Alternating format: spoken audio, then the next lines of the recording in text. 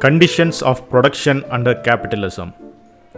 There are, therefore, three characteristics of the capitalist system, namely, production for the market, such that commodity production, the monopolization of the means of production by the capitalist class, wage labor, that is, labor founded upon the sale of labor power.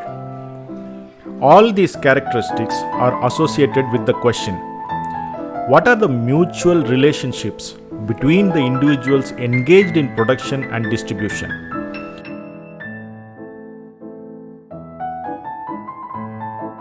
When we say commodity production or production for the market, what does the phrase mean?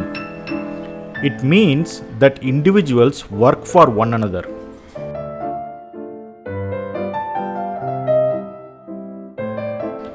But that each produces for the market in his own enterprise, not knowing beforehand who will buy his wares.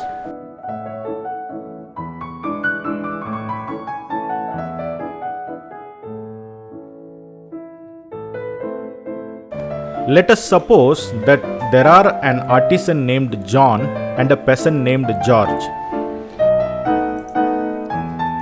John, the artisan, a bootmaker, takes boots to the market and sells them to George. And with the money which George pays for them, he buys bread from George.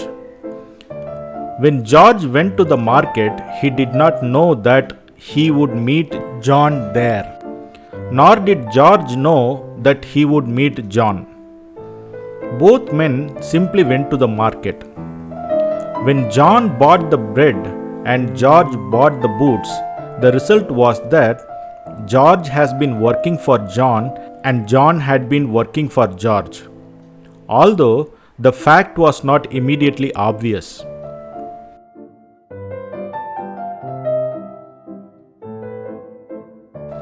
The turmoil of the marketplace conceals from people that in actual fact they work for one another and cannot live without one another.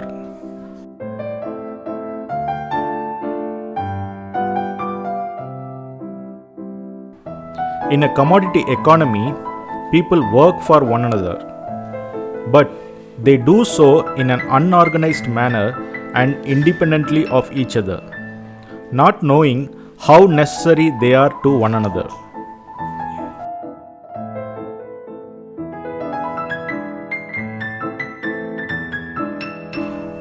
Consequently, in commodity production, individuals stand in definite relationships one to another.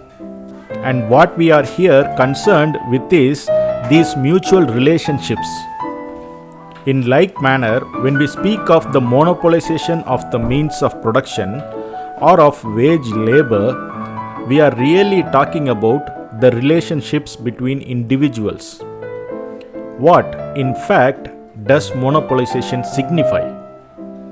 It signifies that persons work under such conditions that those who labor do so with means of production belonging to others.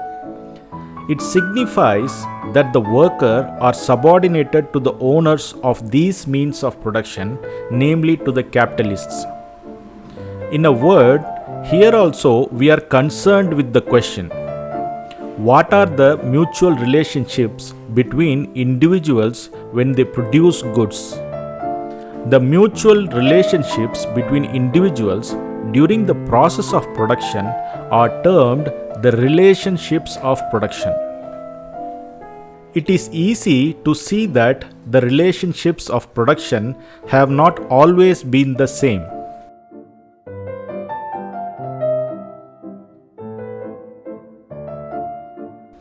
Very long ago, when people lived in small communities, they worked together in comradely fashion, hunting, fishing, gathering fruit and roots, and they divided everything among themselves.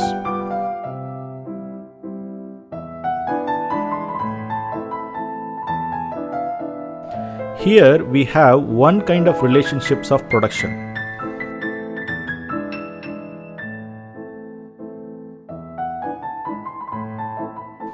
In the days of slavery, the relationships of production were of another kind.